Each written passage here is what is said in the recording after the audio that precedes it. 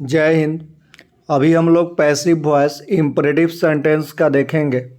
यह पार्ट 4 है। इसके पहले पार्ट 1, पार्ट 2, पार्ट 3 हम लोग कंप्लीट कर लिए हैं।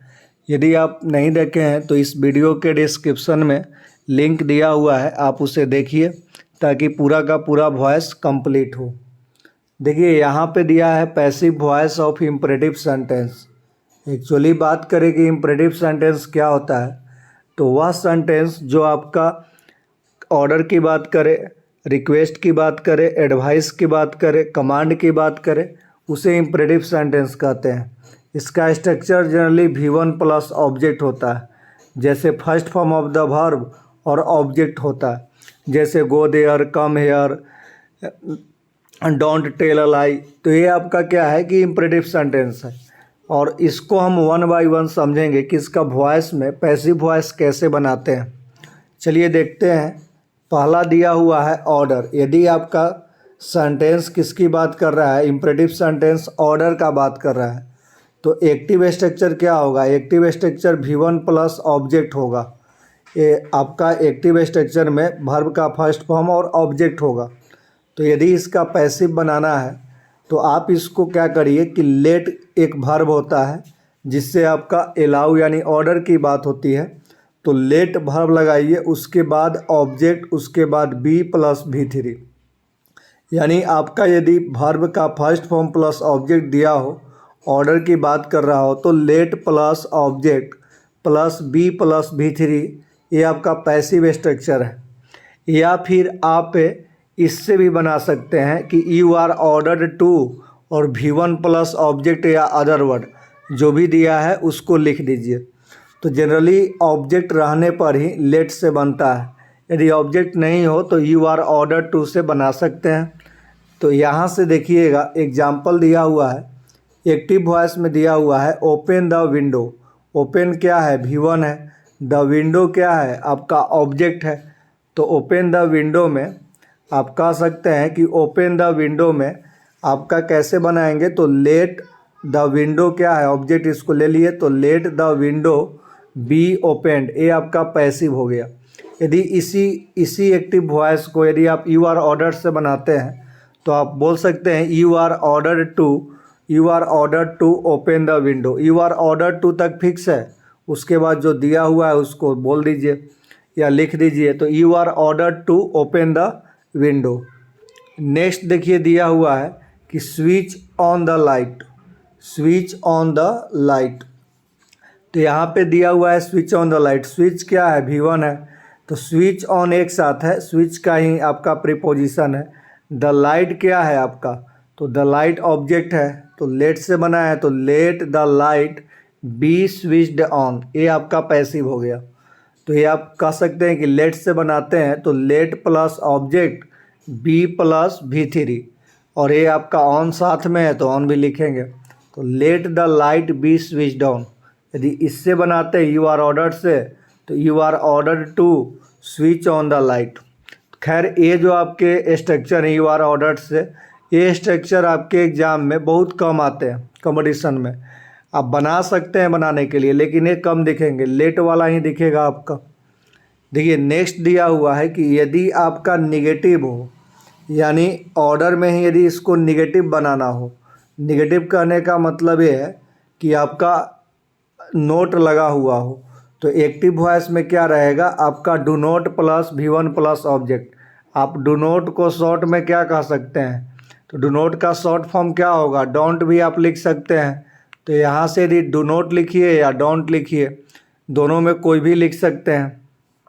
तो यहाँ यदि डू नोट आ रहा है, do note plus V1 plus object, तो इसको कैसे बनाएंगे? तो लेट प्लस ऑब्जेक्ट और थर्ड नंबर पे नोट रखेंगे। तो let plus object plus note plus be plus V3, यानी निगेटिव आ रहा है तो उसको थर्ड नंबर पे नोट लगा देंगे।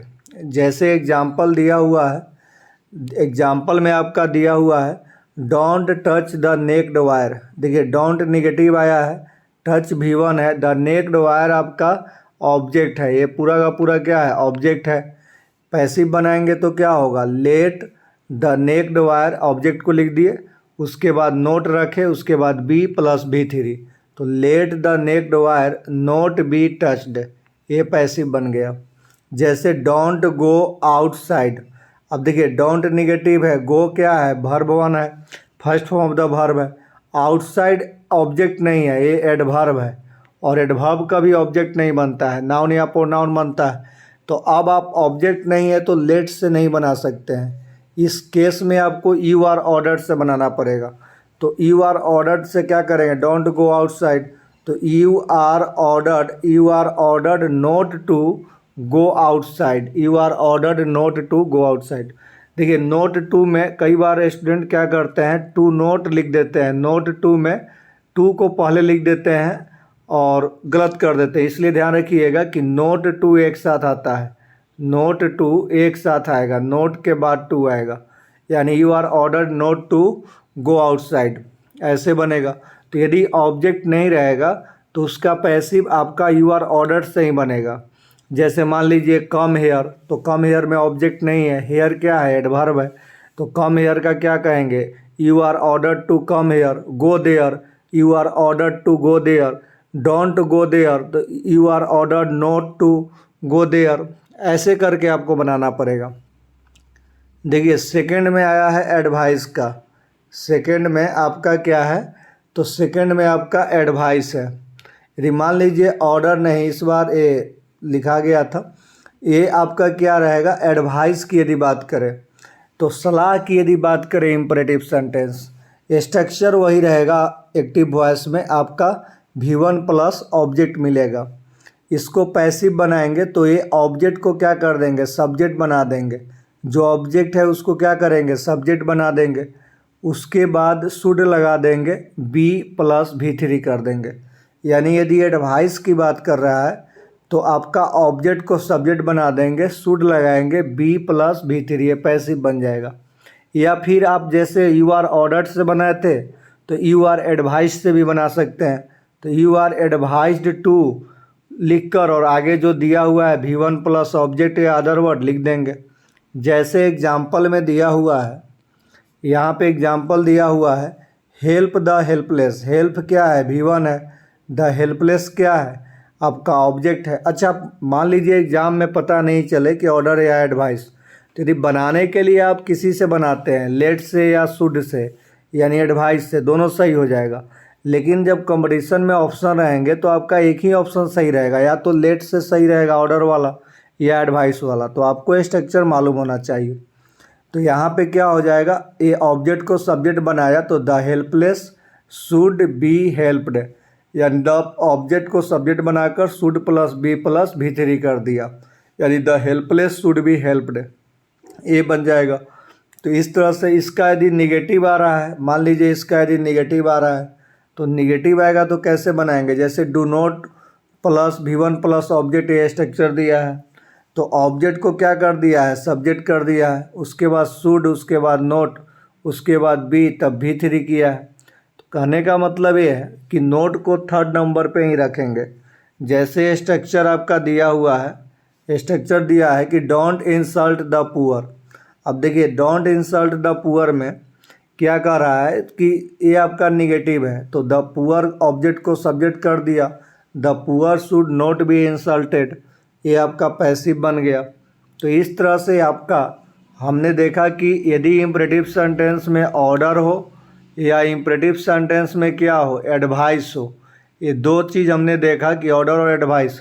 ऑर्डर वाले को किससे, लेट से बना दिए, और एडवाइस वाले को किससे बना दिए, शुड से बना दिए।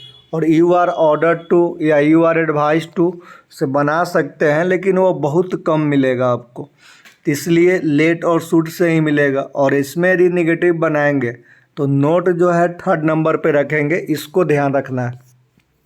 नेक्स्ट इम्परेटिव में ही देखते हैं, यदि मान लीजिए आपका ऐसा मिले, जैसे कह सकते हैं कि यदि आपका रिक्वेस्ट मिले, मान लीजिए इम्परेटिव में किसकी बात कर रहा हो, तो यदि रिक्वेस्ट की बात कर रहा है, तो रिक्वेस्ट की बात करेगा तो कैसे करेंगे, जैसे मान लीजिए आपका रिक्वेस्ट दिखा रहा है, तो रिक्वेस्ट के लिए एक्टिव वॉइस में प्लीज़ या काइंडली मिलेगा, कोई एक मिलेगा, उसके बाद V1 प्लस ऑब्जेक्ट मिलेगा।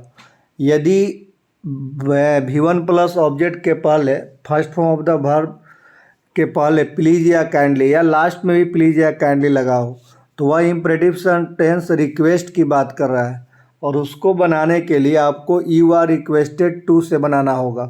प्लीज और काइंडली पैसिव वॉइस में प्लीज काइंडली हट जाएगा और यू आर रिक्वेस्टेड टू होगा, उसके बाद V1 प्लस ऑब्जेक्ट। बस ये ध्यान रखना है कि यदि आपका प्लीज काइंडली लगा हुआ हो इम्परेटिव सेंटेंस में तो रिक्वेस्ट की बात कर रहा है और उसको बनाने के लिए यू आर रिक्वेस्टेड टू के बाद V1 प्लस ऑब्जेक्ट या अदर वर्ड है तो लिख देंगे। यदि इसका निगेटिव में दिया हुआ है तो निगेटिव में क्या रहेगा, प्लीज या काइंडली रहेगा, आगे या पीछे भी रहेगा, शुरुआत में हो या अंत में हो। उसके बाद don't plus V1 plus object रहेगा। यदि इसको बनाएंगे पैसिव में तो you are requested not to, ध्यान रखिएगा कि you are requested to not मत लिखिएगा, you are requested not to, क्योंकि ये आपका मान लीजिए नोट टू क्या है तो इन्फिनेटिव में नोट टू प्लस V1 होता है आगे, तो आगे देखिए क्या हो जाएगा, to plus V1 plus object. तो इस तरह से ध्यान रखिएगा कि यदि निगेटिव बनाना है तो you are requested not to plus V1 plus object लिख देंगे। जैसे एग्जाम्पल में दिया हुआ है कि please give me a book. Example क्या दिया हुआ है कि please give me a book. अब देखिए यहाँ एक्टिव में है तो इसको क्या करेंगे, यू आर रिक्वेस्टेड टू और गिव मी अ बुक को लिख देंगे गिव मी अ बुक, बन गया। जैसे please don't make a noise तो you are requested not to, ध्यान रखना है। उसके बाद मेक अ नॉइस लिख देंगे मेक अ नॉइस। तो ऐसे कभी भी दिया हो जैसे प्लीज़ हेल्प मी तो you are requested to help me, please don't disturb him तो you are requested not to disturb him. तो इस तरह से आप बनाइएगा। नेक्स्ट दिया हुआ है यदि इम्परेटिव में लेट से स्टार्ट हो रहा है, लेट भी एक वर्ब है जिससे आपका अलाउ वगैरह की बात होती है, या अलाउ या किसी से सलाह भी कभी कभी बतलाता है। तो यदि लेट से आ रहा है, लेट भी V1 है, लेट भी क्या है V1 है, तो लेट के बाद एक होता क्या है कि लेट के बाद हमेशा ऑब्जेक्टिव केस आता है, सब्जेक्ट भी जो दिखेगा ऑब्जेक्टिव केस में ही लिखा जाता है। तो यहाँ पे दिखाया गया है कि लेट के बाद ऑब्जेक्ट, फिर V1 मिलेगा और फिर ऑब्जेक्ट मिलेगा। मान लीजिए ये ऑब्जेक्ट 1 है और ये ऑब्जेक्ट क्या है 2 है, 2 ऑब्जेक्ट मिलेगा।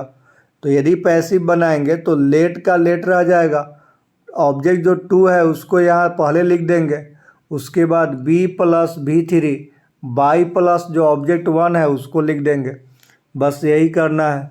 जैसे आपका एग्जाम्पल दिया हुआ है कि let me do this work, let me do this work, देखिए यहाँ से तो लेट, ये जो दिस वर्क ये भी मी भी ऑब्जेक्ट है और दिस वर्क ऑब्जेक्ट है। तो ये जो ऑब्जेक्ट है मतलब कि आपका ये जो दिस वर्क ऑब्जेक्ट है इसको पहले लिखेंगे तो let this work be done by me. ऐसे ही दिया हुआ है कि let us discuss the matter तो लेट द मैटर को यहाँ लिखें let the matter be discussed और बाई अस। तो आपको बताए थे कि बाई अस लिखने की ज़रूरत लास्ट में नहीं है, जैसे by us, by them, by police, by people, ये सब लास्ट में लिखने की कोई ज़रूरत नहीं होती है, आप छोड़ सकते हैं। तो let the matter be discussed इतना ही लिखिए, ज़्यादा अच्छा। नेक्स्ट दिया हुआ है कि यदि आपका 5 नंबर इम्परेटिव में कभी ऐसा मिले, जैसे मान लीजिए आपका लेटस दिया हुआ है, लेट के साथ अस, तो यह एक सजेशन की बात करता है, यानी कि आप कह सकते हैं कि यह एक सलाह यानी प्रोपोज की बात करेगा, प्रस्ताव की बात करता है। इसका स्ट्रक्चर ऐसा मिलेगा कि लेटस के बाद V1 आएगा। तो इस तरह से इसका पैसिव कैसे बनाएंगे तो इसको याद रखिएगा। लेट अस का मतलब होता है कि सजेशन कर रहा है, तो इसको ऐसे याद रखिए कि इट इज़ सजेस्टेड डैट और उसके बाद वी शुड, ये यहाँ तक फिक्स है। कहाँ तक फिक्स है तो समझिएगा, तो ये आपका फिक्स है कि it is suggested that we should, it is suggested that, it is suggested that we should plus V1, ये स्ट्रक्चर है। And it is suggested that we should, यहाँ तक फिक्स है, ये मीनिंग ऐसा आता है। फिर लास्ट में जो V1 है उसको लिख देंगे, लेट अस को चेंज कर देंगे it is suggested that we should में। ठीक है। जैसे लेट अस सिंग तो क्या बनाएंगे, it is suggested that we should, और वर्ब क्या है सिंग, तो यहाँ सिंग लिख दिए। जैसे दिया हुआ है कि let us work, late us work दिया हुआ है तो लेट अस को क्या चेंज कर देंगे, it is suggested that we should, उसके बाद वर्क लिख देंगे। तो यहाँ क्या दिया है, लेट अस वर्क, तो it is suggested that we should work. तो इस तरह से आपका इम्परेटिव सेंटेंस का हमने पैसिव वॉइस बताया। आपके इतने तरह से इम्परेटिव आते हैं, यानी ऑर्डर हो सकते हैं, एडवाइस हो सकते हैं, रिक्वेस्ट हो सकते हैं। उसके बाद लेट से होता है, लेट में भी 2 बताएं स्ट्रक्चर, सबका निगेटिव भी हमने देखा। तो इस तरह से आप बनाइए। वीडियो को अच्छा लगे तो वीडियो यदि अच्छा लगे तो लाइक भी कीजिएगा, शेयर और सब्सक्राइब ज़रूर कीजिएगा ताकि एक मोटिवेशन मिले। तो आज के लिए इतना ही। कल हम लोग इसको आगे लास्ट वीडियो वॉइस पे बनाएंगे जिसमें आपका एडवांस लेवल का सारा उसमें कंप्लीट होगा। तो थैंक यू, जय हिंद।